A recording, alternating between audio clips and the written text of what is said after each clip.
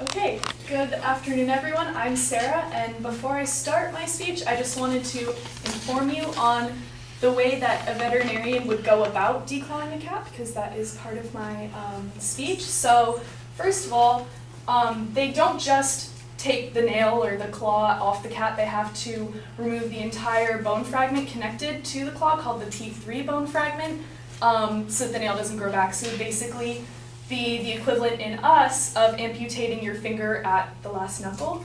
So the controversy about this, and I'm interested in this right now because I am an animal science major, and there is a lot of controversy about this because some people don't think that it has long-term damage to their cats. People still declaw their cats, and it's not illegal in most countries, even though it is illegal in some European countries. And other people think that it causes cats long-term problems. So I'm proposing that declawing cats causes a higher incidence of behavioral problems in the feline population. So my line of reasoning for this is that declawing cats causes them chronic pain, and this chronic pain does lead to behavioral issues for the cats. So first, declawing cats causes chronic pain. So a study done in Houston at the Feline Medical Research Center found that after declawing, a cat's chances of getting chronic back pain doubles.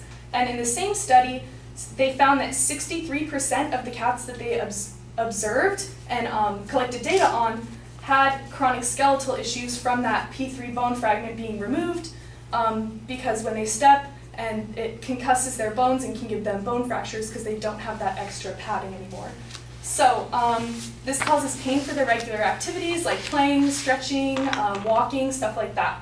And also the AVMA, which is the American Veterinary Medical Association, or Medicine Association, excuse me, says that declawing cats should be avoided at all costs. It's a last resort type thing because it causes them so much pain and stress. So these people are making money off of declawing cats, and even they don't want to do it because it causes so much pain to the cats.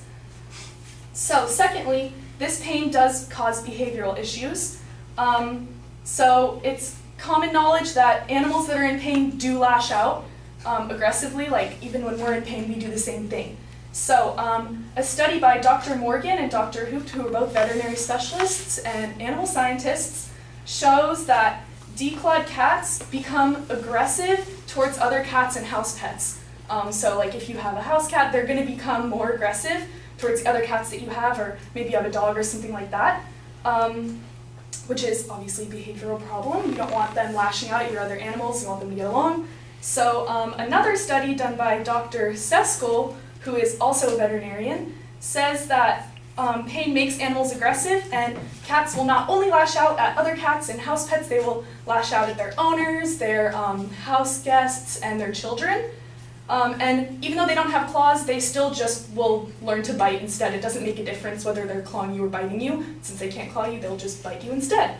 And lastly, Dr. Patronek, who is a very famous and widely regarded veterinarian and animal scientist, says that there is an association between cats who are declawed and them soiling the house, because they do have pain in their paws, and it hurts them even just to walk in general. So walking on hard surfaces and gravel type surfaces hurts them like really badly. So they do make a negative association between walking on the litter in the litter box and and the pain that it causes them. So they do not want to use the litter box, and they'll learn that they don't want to do that, and then they'll start soiling your house, using the bathroom in your house, which is another huge behavioral issue with any pet. So in conclusion, there is a huge controversy over declawing cats because some people do not think that it poses long-term problems for the cats, but a lot of people, including veterinarians and pet owners, are starting to believe that it causes them chronic pain, long-term issues, and with chronic pain comes behavioral problems. So, yeah, thank you.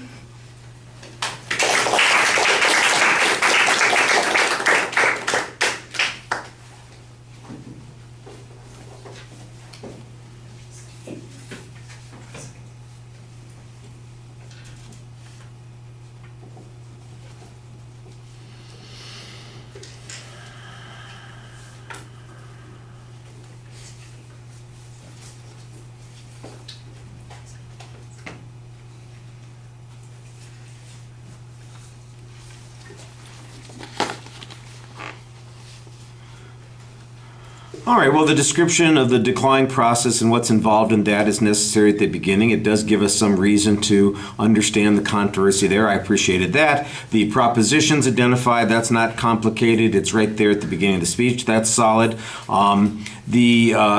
There's a little bit of information about the controversy. One of the things that I thought might be helpful in developing this a bit more is some information about how many cats get declawed each year. How many pet owners go through the effort of doing this sort of thing. I think that might also help show why this is something that's important to listen to. The layout of the secondary structure is easy. There are only 2 points, and so that makes it pretty easy to follow. It is a chain of arguments, so they are connected to each other, and I thought that you did a good job explaining how they're related to each other. The assumptions are clearly explained, and you had good evidence suggesting that there are risks of pain that are involved in this, and you explain what the source of the pain is for the most part.